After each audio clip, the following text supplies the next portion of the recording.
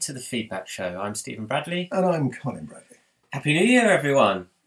Absolutely. Hope you've had a good start to the new year. We've been really busy here, adding lots of things, as I'm sure you're aware, and we're not stopping. There's a lot more coming. So I should say, I can't remember a time when I've been more busy.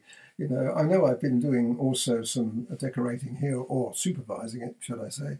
But having said that, I just seem to be doing, even today, I've been running around like a blue-ass fly, which is good. It's very good. It's good. Keeps me going. My goodness me. I know, yeah. Well, you're cranking out the work. I'm cranking out the work.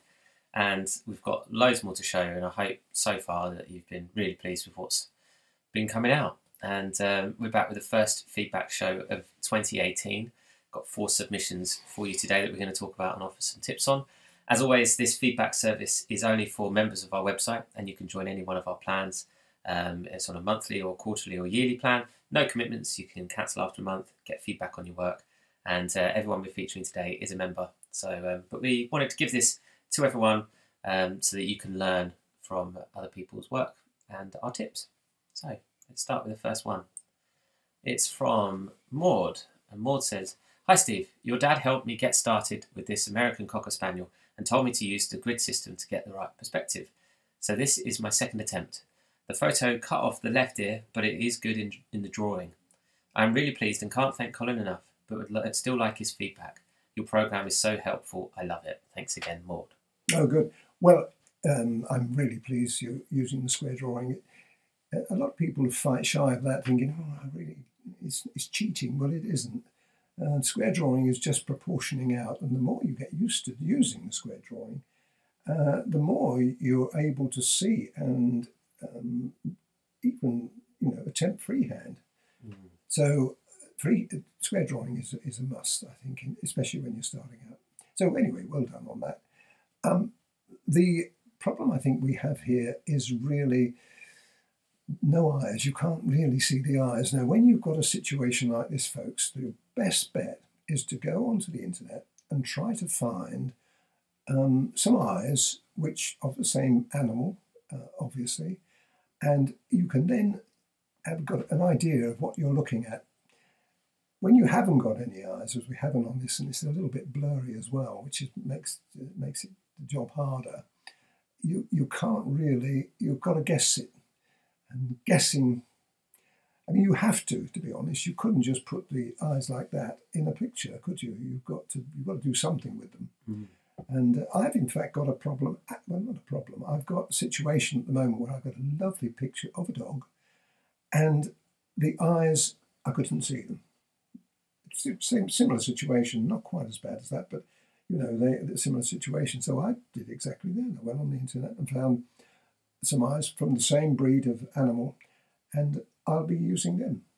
It's not hard to do. You don't have to use the eyes. You're just using the colouring. Yeah, I understand that. And it works. I've done it several times, in fact, in a situation like this, because when you've got a really good picture and you really want to do it, then you need all the help you can get, and that's one of the things I do. And of course, if it's your animal, Maud, I don't know if it is, but even if it isn't, or you know the person, you can just go and see the dog or say, "Can you send me another picture?" Can't see the eyes. That's right. Yeah. Well, I've done that. I've done that myself many times. And of course, the other difficulty you have sometimes is you get a dog that's passed over. Ah, yes. Then you've got to go on the internet. Yeah. You've got to go. Yes, you've got to sort of find a way of doing it. The other thing I think here I would have done is not made the background quite so dark. I understand that by putting a dark background on, the animal pings forward, and which it does, but that's possibly just a little bit too much. I would have made it just a little bit somewhere between, a very light colour, which wouldn't work at all because you haven't got any contrast with the light fur. But the green on the picture, on the photograph, is about right if you look at it. So I would have made it a little lighter. I would have made it not quite so stark, looking. So that's another thing I would have done. And but you've also got a Cocker Spaniel. They're very difficult to do the fur. Yes. It's that wiriness, isn't it, to it? It's not easy. So you've really chosen a hard one to start with. Still, well done. I mean, good attempt. And you will get better. The only other point I would make here is, you see the right side of the face between the ear and the face. If you look at that, you've made that just a little hard, that line there. Now, if you look at the reference picture, it doesn't work the same way. See what I mean? You kind of confuse yourself. You could almost do without getting rid of that second line you've got in there, the one inside there. That's right. If you got rid of that altogether, rubbed it out, got rid of it, and then extended that mouth sort of around to join that line effectively, it would have been 100 times better. So if you can still do that, if you can, and pastel pencils will work like that, you can actually erase that using a soft eraser and then replace the fur, and that would make a big difference to the picture. Great. Okay, Maud, thanks and well done. I hope that's helped. I hope other people have found that useful too. Okay, next one. Right, I might have to just get rid of this for a second. This is from Monette, a new member of our website. Monette has said, "Hi, my preferred subject is horses, but I struggle when painting very short and shiny hair. I find it looks unnatural when I add high contrast, and then I end up panicking and overblending. Are there any tips on this?" Here, sorry, just finished. Here is a sample pastel pencil drawing where I found it difficult to capture the light, though this is longer winter fur. So this is the picture that Monette has done, and these are some sample pictures of her own horse that she'd like to do. Well, the winter fur is easier because you haven't got the shine as you have on the very smooth fur.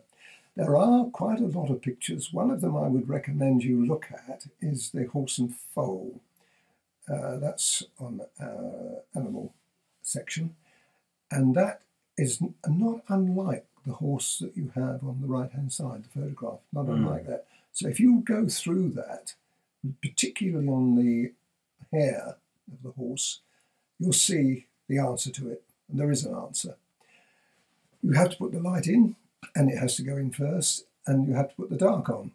It's the between the two jobs, because if you look at the horse on the right, you can quite see where you'd come unstuck with that. Now, the other thing, and this is hard to explain to you, but when you've got a situation like that, it's so easy to make that a white line, the contrast too strong, because it is on the animal. So if you're following that, you think, oh, I'm following what I see. It looks like a patch or something, won't it? It does on the photograph, that's right. So what you do there is you temper it a little bit. You don't make it quite so light. You know, make it lighter, so you've got a contrast, but not quite as strong as that. So if I was doing that horse on the right, I would do that. I would adjust it. So on the shiny areas, like the shiny lines there, like for example here, here, you perhaps wouldn't make them quite so intense. Well, that's not so bad. That one, that works. It works better than the other side. That looks almost white, doesn't it? It does. Yeah. So if you'd have copied that exactly as it is there, and you'd have submitted to me saying, "What's gone wrong here?" And I said, "Well, you followed the photograph religiously, and sometimes you can't do that. You've got to make the changes." This is where artistic license comes in. How many times have I said that? And sometimes you have to make those adjustments. And as an artist, as you get further on, and there's a lot of horse pictures already on the site, and there's some coming, aren't there? We've got some cracking ones coming up. So you're going to be able to, understand how this all works. And as I say, the more you do, the better you'll get at it. Another thing that's occurred to me as well, this is the same horse.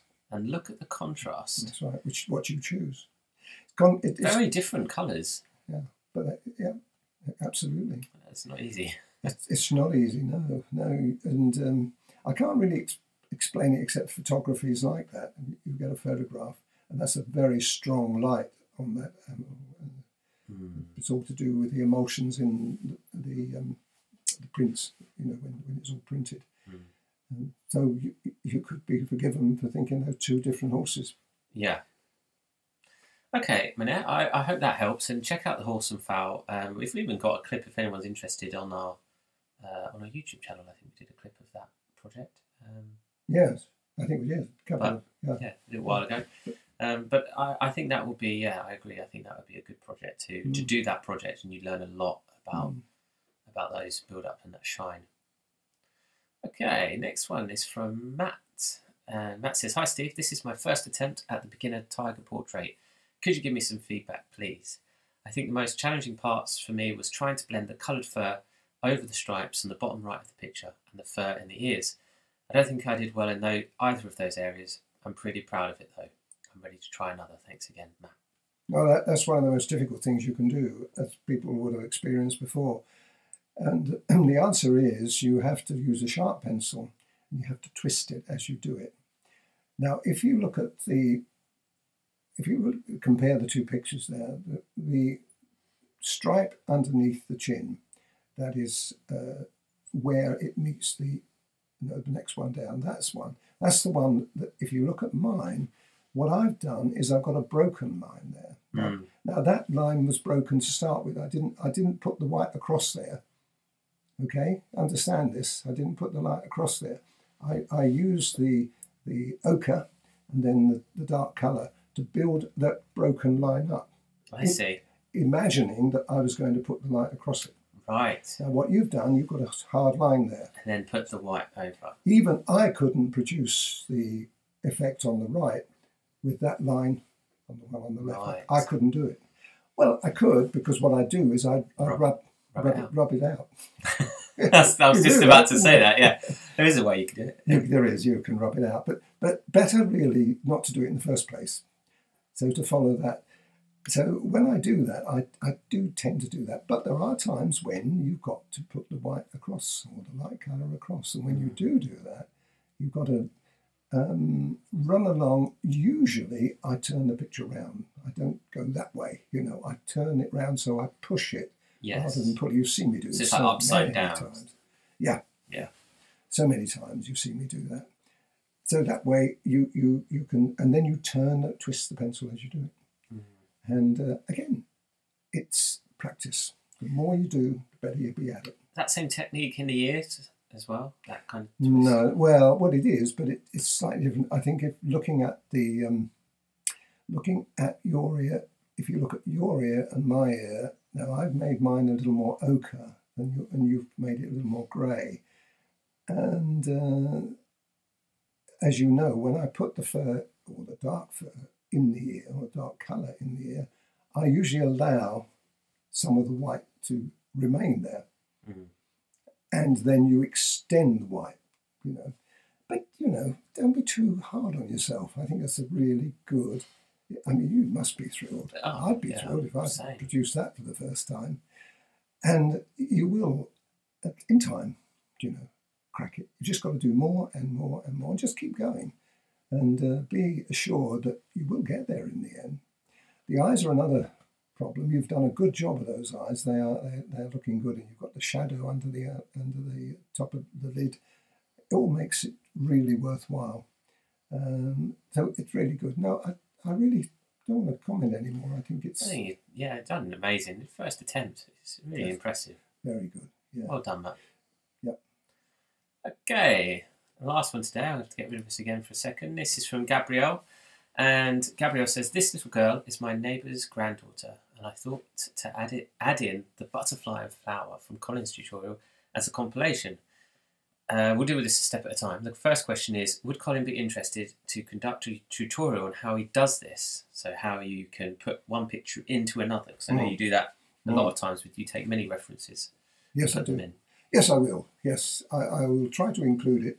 It doesn't necessarily have to be a portrait. It can be an animal, anything else. But I will. And I do it a lot. It's quite hard to do, though. I've got to tell you that. Because even though I'll show you how to do it, it's very hard to do it. You've got to do a lot of searching. You've got a lot of imagination. You've got to imagine how it would look with it. But yes, I will. So the answer is yes, I will. Lovely. Okay, the next bit is, I found it very hard to do the hair in general and incorporate it into the green background. At some stage, the hair turned out green.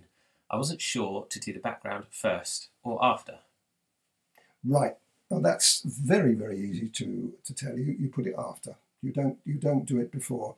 All the hair that you see on the little girl on the right, let's say we're copying that photograph and I'm doing it, I would put all that hair. Now, obviously, the wispy hair that you see, then you can't. But the majority of the hair. You wouldn't put it in. No. You wouldn't put it like these bits. Those bits I wouldn't. But the bits I would is where you get the bulk of the hair. Like that. That's that in strong line. Yeah. Now another thing, though, I've got to tell you, there is a thing called artistic license. You can rearrange it and comb her hair or brush her hair to make it fit your picture. Yeah. And I wouldn't put all those wispy bits. The bits I would put in are the bits that on the right side of the face and the left side of it, and I'd still put that in. You think, well, how on earth are you going to put the background in? Well, you just have to do it. You know, You have to work around it. You have to work around it. The thing is, if you put it in first, and even though you make a bit of a mess of it, the colour would have been put in. Yeah. Okay? So then when you use your colour shaper and you blend it in, you can then resurrect that hair. Yes. But you won't get all those very fine wispy bits. Yeah. I've just done the Marilyn picture, which I did. I had similar sort of situation where I had to make it not quite so wispy. And I got away with it, and it looked good. So that's what you've got to do with that situation. And some of those hairs you just dispense with.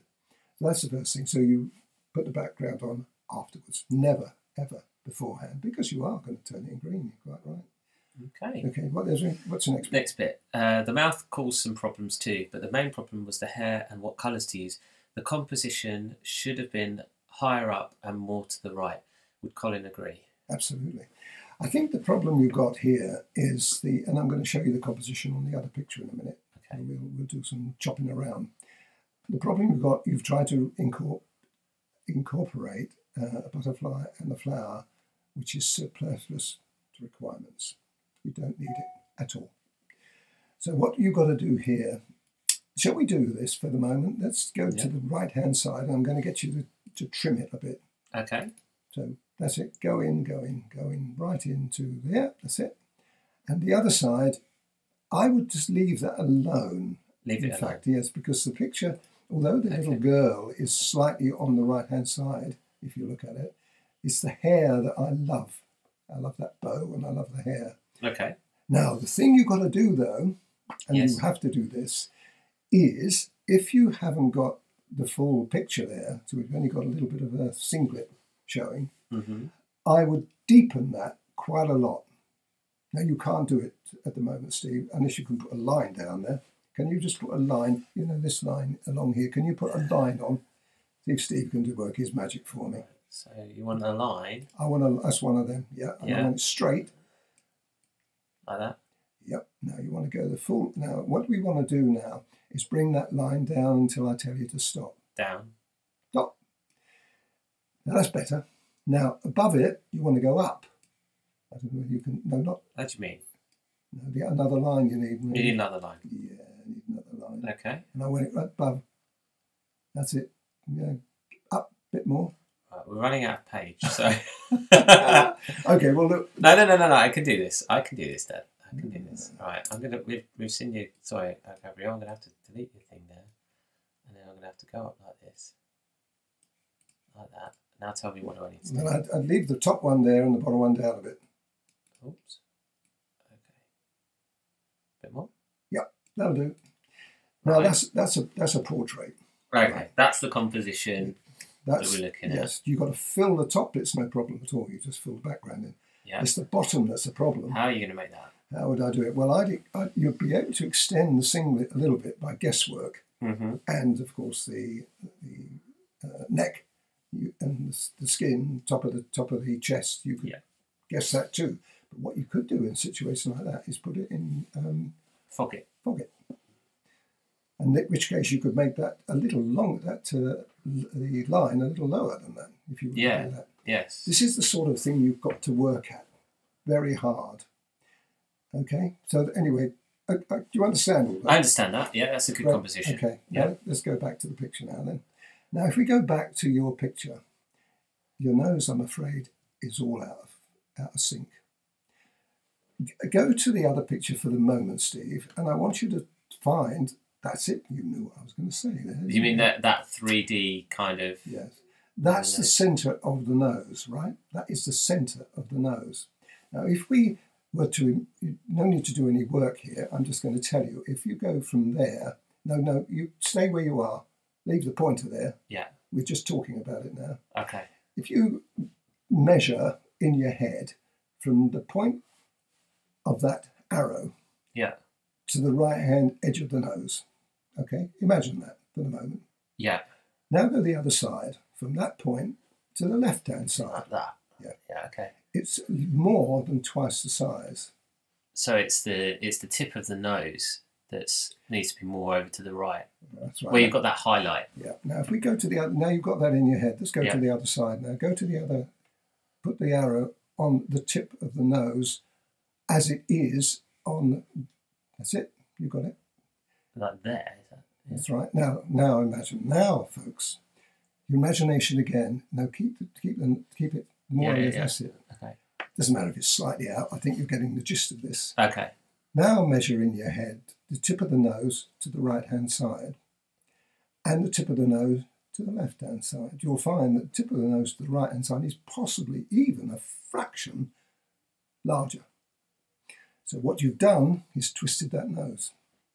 If you take the arrow away now, you're going to see that very obviously.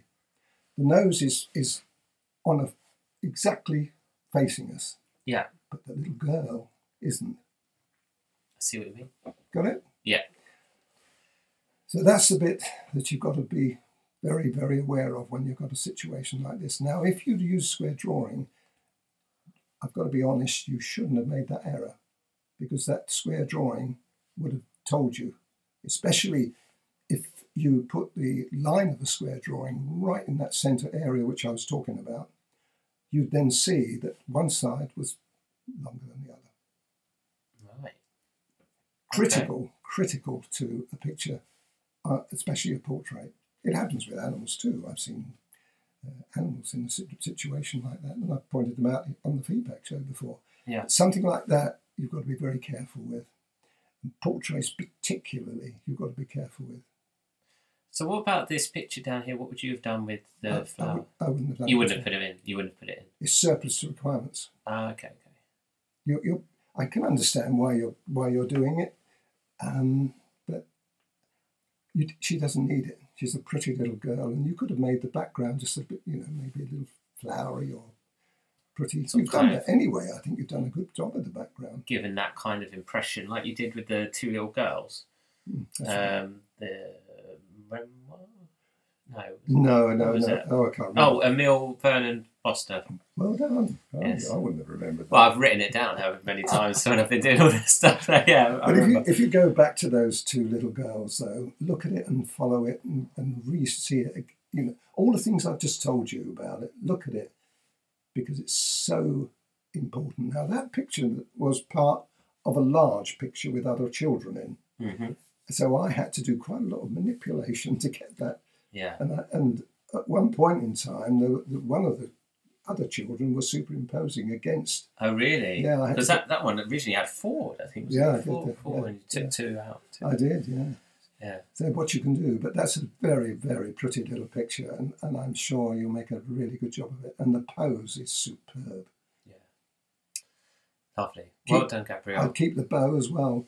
I would have lost, to be honest, I would have lost the bow on the other side. You know that little bit of bow? Oh, yeah. I'd have lost that. There's no need for that. If it doesn't make sense, and it doesn't make sense on the picture, the photograph, it's certainly not going to make sense if you include it in your picture. So all these kinds of things that people, this is why this is quite valuable, I think, this show is because it's these things that, how can anyone learn that without someone pointing it out and going, I wouldn't do that, I wouldn't do that, I wouldn't do this, I would do that. This is why we started this show. Yes, and I hope that, and Gabrielle, I'm sure, appreciates it, and everybody looking at it would appreciate what we're doing. And this is not criticism at all. You've got to remember that I went through all the things you've gone through. I've already been through them. I made all those mistakes. I think, oh my God, look at that eye. Oh my God, look at that nose. And I've even had panic attacks when I've thought about it later on. Oh no, what have I done? But that's the learning process. It's part of the learning process. Think, well, I really must focus on that. But I've got to tell you that the square drawing saved me from the beginning, and it still does today. If I've got any query on it, I just check my square drawing. I do a square drawing, especially on a portrait, and then I freehand within that square drawing. Yeah. Because I've got my proportions, I know what I'm doing. Yeah, it gives you the framework. It gives you the freedom too, and the artistic license to play and change things, but you don't change the basic line, ever. Lovely. I think that's a really good note to end on. So thanks everyone that sent in pictures this week, and I hope that's been very useful for everyone watching.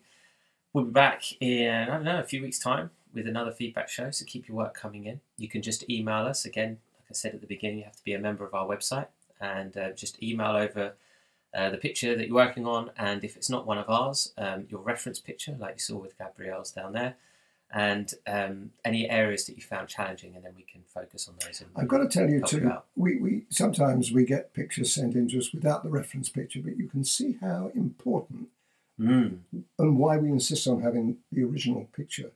I could have told her what's wrong with it, but I hadn't got anything to show you. Yeah. And for you to say, oh yeah, I can see what he's talking about. Precisely. Right then. We're off. So thanks everyone for tuning in. I'm Stephen Bradley. And I'm Colin Bradley. Bye for now.